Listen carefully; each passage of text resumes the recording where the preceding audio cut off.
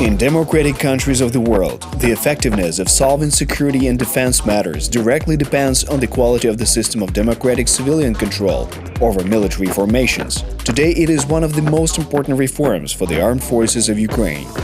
Today, the most important thing in order to implement such grandiose plans is to have a frantic political will and the strong desire to achieve your aims. When you take up the post of a government official, you need to think first and foremost about the people, rather than how to get rich in a short period of time.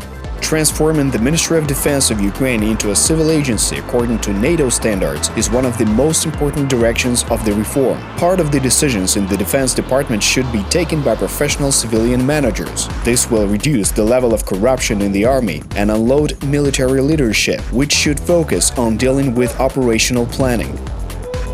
This will increase the capacity of the Ministry of Defense to effectively manage procurement and the process of housing construction for military servicemen.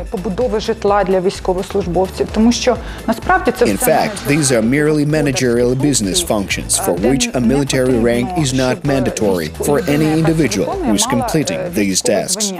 The evolution of democratic civilian control coexists with the evolution of the political system of the state, experts say, and this depends on the political culture of the state and the nation. Ukraine took on international commitments to establish democratic control over its armed forces and law enforcement structures in 1994. This is stated in documents such as the Partnership for Peace, the Charter on a Distinctive Partnership between Ukraine and NATO, and the Code of Conduct on military and political aspects of security.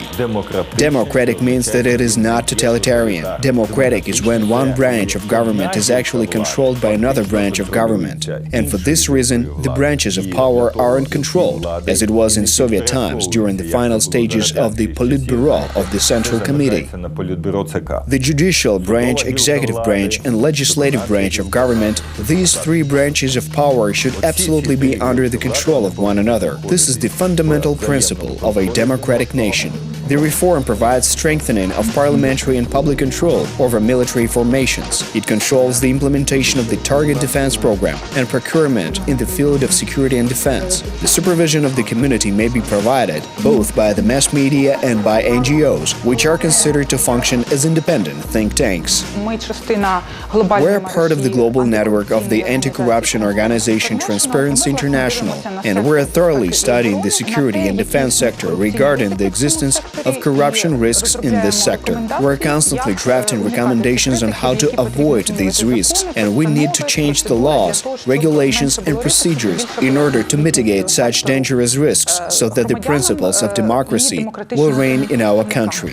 How does it work in practice? For example, an NGO monitors the spheres of military service activity, medical procurement, land issues, housing and security assistance. Then it analyzes how the system works in the Ministry of Defense. Despite the fact that some of these sectors are top secret, an independent anti-corruption institution helps to develop policies for the authorities in order to make the sector more transparent to society.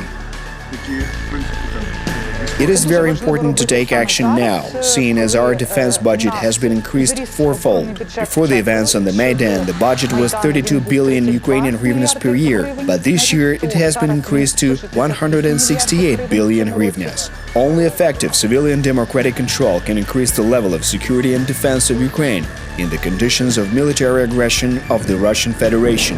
The next step is to change the current legislation, although a lot has already been done in this direction. In 2015, a new version of the military doctrine was approved in the state.